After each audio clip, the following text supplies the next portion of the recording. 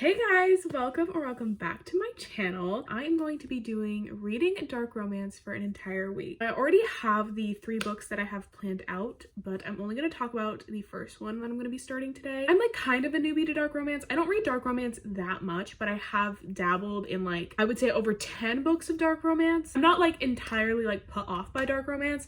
I have not explored the dark romance though. I think like next year I'm going to actually read Haunting and Hunting Adeline. I'm going to do a reading vlog for that next year. I'm not like exploring like Haunting Adeline or The Ritual, that sort of dark romance. I have a best friend who also like is a reader. She loves reading and she does not subscribe to dark romance, and that's okay. Like everyone has their preferences, but I just think it's so funny when I'm reading a dark romance and I'm like really like catching her up on what I'm reading. She thinks I'm a little insane, but you know what? It's okay. I honestly think we should do like a poll of the people who are into dark romance and how it overlaps with the people who read like One Direction mafia fan fictions when they were young. Like I really want to see the overlap here because I think it's heavy overlap. Anyways, I don't know what I'm saying. I'm going to introduce the first book, Still Beating by Jennifer Hartman. I read Lotus about a year ago, I think, because Steph Bohr recommended it and I absolutely loved that book. It had a lot of depth to it and I love books like that, but it was also really sad, but the 2 characters also had a great connection. I know that this is connected to Lotus. I don't have to read both of them. There's a lot of trauma in this, so if you see my reactions or just see me talk about this book and you want to pick this up, I would check the trigger warnings if you want to, just to see what you're comfortable with, because I think this has a lot of like descriptive trauma because in this book they both get kidnapped. Pretty sure that female main character, her love interest is her sister's fiance, which is insane. So that's the first book I'm going to be reading. Pretty excited for this. I'll see you guys when I pick up the book.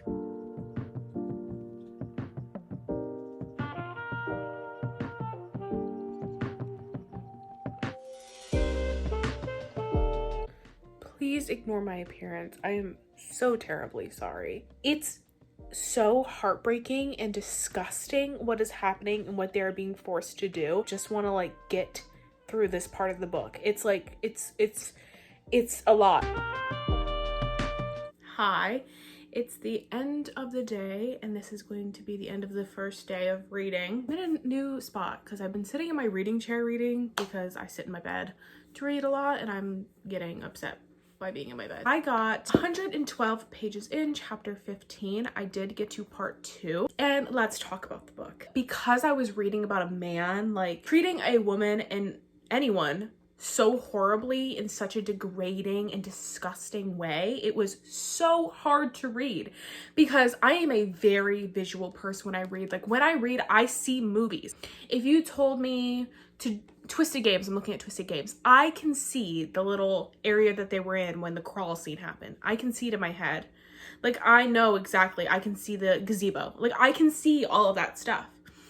So when I'm reading this, I see them in that basement. I see the things that that man is doing to her and making him watch. It's not like it gets super graphic, but like you feel the emotions because you're in her brain. You feel all of the things that are happening to her. Also feel the emotions of Dean, who is the male main character in this story, and what he is also going through and what he has to witness. This is going to be a trauma bonding situation. Like these people are going to get together through a trauma bond. Like I know. I'm interested to see how that plays out, and it's really heartbreaking once we get to part 2 to see how it's affecting them after everything. The sister, which is the male main character's like fiance, she just said something that really annoyed me because we're switching POVs and we're seeing how their relationship, the sister and him, how their relationship is not doing well because he just went through something traumatic. What she is saying and what she's expecting of him is so crazy that I'm like, what are you doing? I'm really intrigued to see how the relationship between the female main character Cora and the male main character Dean, like how that happened. That's where I'm at right now. Those are some of my thoughts. I'm only like 100 pages in, so I don't have too many thoughts. I am going to put the book away for the night. I'm gonna go to bed and I'll see you guys in the morning. Hey guys, I've started reading again. I didn't update you that, but I just read a part that's gonna make me start sobbing and I just like need to talk to you. It's gonna be a quote, so if you don't want to hear a quote, skip 15 seconds. He got her a gift and goes, "I was thinking you can wear it over your heart as a constant reminder of everything you survived. As long as it's still beating, you're okay." That's gonna do it. That's gonna make me cry. Yep.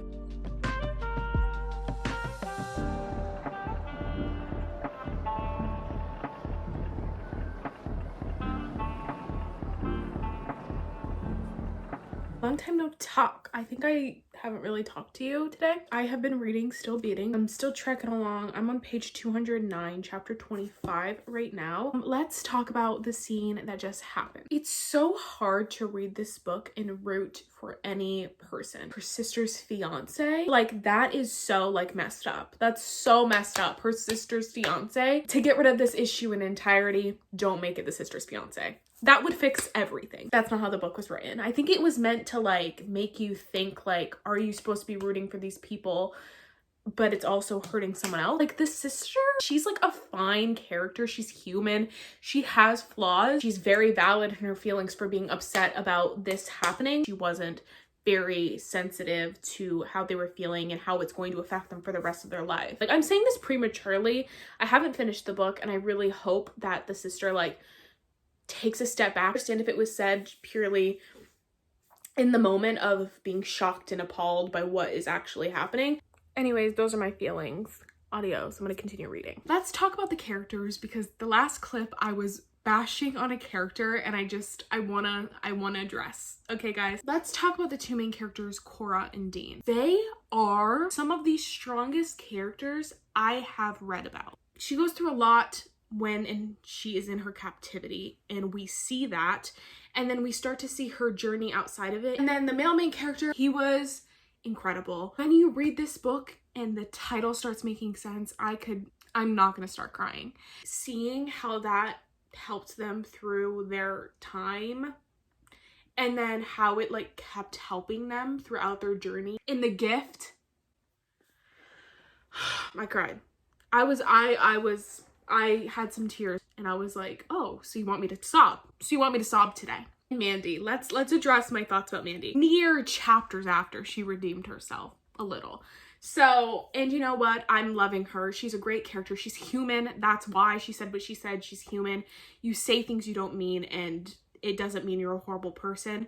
It just annoyed me in that moment, and I like to go on rants, and I like to hear myself talk, apparently. So that's why I went on that whole tangent.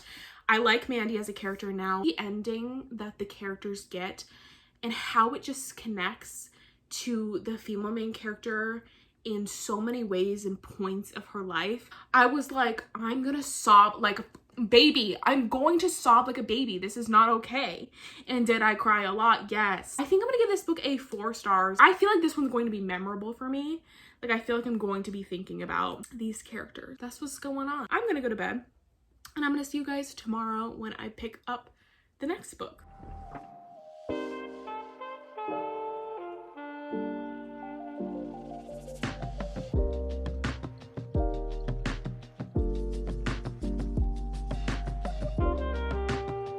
I did not update you today because I went to see a movie with my cousins. I ended up picking up There Are No Saints by Sophie Lark. This is a duet, so I got the duet pretty recently. I have loved Sophie Lark's Brutal Birthright series, and I've been wanting to read more of her books because I just hear they're so good.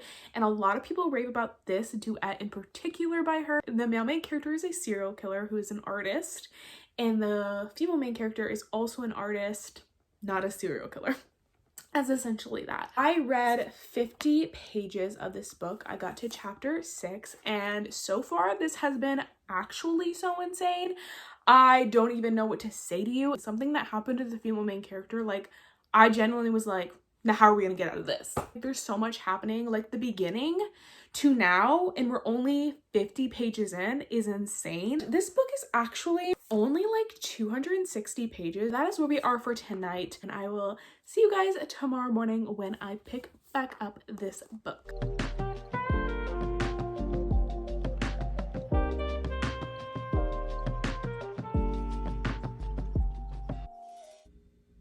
What the actual hell just happened in this book? I just finished chapter 7. This honestly could be the darkest book I've ever read. I think it is. It's because this man is like so scary, but I'm so intrigued. I'm trying to think about my dark romance, and I don't think that any of them went this much. Well, I read a kidnapping one, so let's not get ahead of ourselves. Oh yeah, I started reading. Hey guys, started reading. That's that.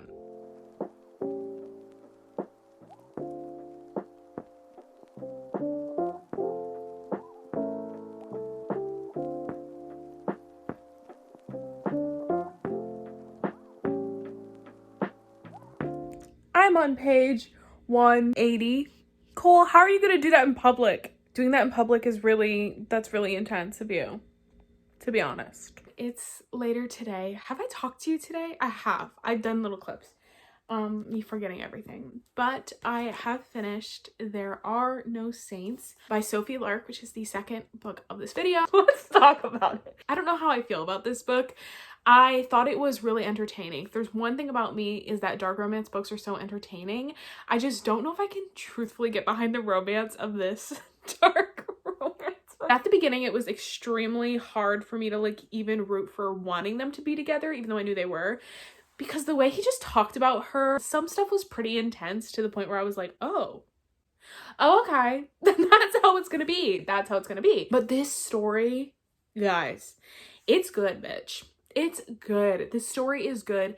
There's a serial killer, there's some rivalry, people are targets, and it's good. I'm excited to get into the next one, which I am going to start tonight. And some of the smut, like, was good, but then some of it I was a little uncomfortable, and logically I was like, you know how when you're reading smut you're like trying to like think about the positions that they were in? It wasn't the positions that they were in that were like confusing me. It was how it happened and didn't overly harm her. I was like, how are you not like fighting for your fucking life, babe? Just like, what do you mean? Like, that's not normal. That's like, you can't just do that on a whim and be like, perfect, let's do it. And something else going on in the smut, I was like, I'm a little uncomfy. Listen, I love a good smut. I love a lot of things in smut. But like, that was like, it made me slightly uncomfortable. I was like, I don't know. I think I like dark romances, not for like the men or the relationships. I think I just like it because I love drama. And sometimes dark romance men are iconic. Like sometimes they're so good. But him, he's a little, I'm convinced he would murder me. And I'm like not vibing with that. Do you know what I'm saying? I think I'm gonna give it like a 3.5. I feel like the second one we're gonna get more of their relationship, and that's kind of what I'm trying to root for, is the relationship, because as of right now, I'm like kind of not entirely in the relationship, as I said. So I'm excited to see the drama go down and to see the relationship really progress. I would recommend it. I think this is probably a lot of people's favorite books, like dark romance books, and I can see the appeal. It's just, for me, I guess he does have a redeeming trait. He doesn't really kill women. So like, thank you, women. He loves women. I just don't know if I'm entirely into the male main character. Love the female main character. What a badass fucking bitch. If you want a strong female main character, this is the girl for you. And she went through a lot. Like, she literally went through a lot in the first like 5 chapters. That's insane. Anyways, those are my thoughts. I'm gonna take a little break and start reading in probably like half an hour to an hour. And I'm probably gonna get like 100 pages in and then finish this book tomorrow. And that's where we're gonna finish this video. So I'll see you then.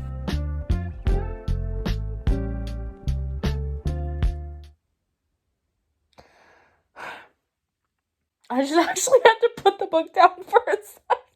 I need to collect my bearings for a second. Wow. Wow, guys, wow. But hey guys, back and better than ever. It's what I am. I'm done reading for the night. I was gonna get like halfway through, or at least 100 pages, but I felt myself being burnt out of reading for today. But I did get to page 83, chapter 7 of There Is No Devil. And I think I'm enjoying this one more. We're seeing more of the connection between Cole and Mara, which I do like, and I'm liking seeing them both open up to each other about their struggles, because they both went through a very traumatic childhood. Especially Mara, reading her scene that we got from her childhood was so sad. I'm so intrigued as to how like everything's going to play out. I think that's pretty much all. Like, there's not too much happening in this book so far. It's just we're seeing them like in their relationship and all that stuff. I don't really want to give spoilers. Here's the thing about me is I love dark romance when he would literally burn down the entire world for her. Like, I don't even care if he's a murderer. He's a murderer. Me personally, that's why I can't really get behind falling in love with Cole, just because I want a man who like will do anything for her, and just like, and I'm not saying he wouldn't do everything for her, he would, and I'm not saying he doesn't want her to be her own person. I just feel like there are certain lines and I'm like not entirely into that. That's how just I'm feeling about Cole, but I do think he would do everything for her. I do like that. Guys, I am going to be reading Haunting and Hunting Adeline sometime in my life, so like, should I be getting used to this or what? Like, is this good for me to like start out with? Should I be getting used to it? I am gonna go to bed and I am gonna see you guys in the morning when I pick back up the book. So yeah. Hello everyone. This is the end of the video. Literally when you're seeing this, finishing it the night before. So you're getting me like sort of in real time. I did finish There Is No Devil by Sophie Lark. We have thoughts, but I'll wait until I do my little wrap up so I don't like reiterate myself. So the first book that we read together was Still Beating by Jennifer Hartman, and I gave this book a 4 stars. I really enjoyed this book. It was very, very sad and emotional, but I really liked seeing that emotional journey. They went through so much, and you see how they sort of find comfort in each other while also knowing that they have to find that growth within themselves and not like rely on each other too much. And it was like breaking my heart seeing them try and go through this and try and just like come to terms with what happened to them and how they can't change it. The plot in which the captor, like his backstory and stuff, like honestly could be one of my favorites. This could go up in rating depending, because it was so good. So it's a minimum of 4 stars, and sometimes I think about the scenes in this book, the meaning behind the title, and it's so good. I would really recommend this one if you're looking for a dark romance. Then I moved on to The Sinner's Duet. Why do I want to say Sinners and Saints? Please let me know if this was originally called The Sinners and Saints Duet, because I feel like it was. The first book I gave a 3.5 stars. I'm gonna say wholeheartedly, I don't think I enjoyed these as much as I wanted to. It's because I loved the Brutal Birthright series by Sophie Lark so much. I had such high expectations coming into this, and it was nothing to do with Sophie Lark's writing. Her writing is amazing. Like, I flow through these books so quickly and they just captivate all of my attention. It is nothing with her writing. I just think it was the contents. Not even the contents of the book, but just like how the character was. I don't know. I really want to like him, but like there were so many red flags for me that even I couldn't ignore. Like, I love ignoring a red flag. The beginning scene of when they first met, hey, that was so effed up. So I think I'm gonna give this one like a 3.5, 3.25, like depending.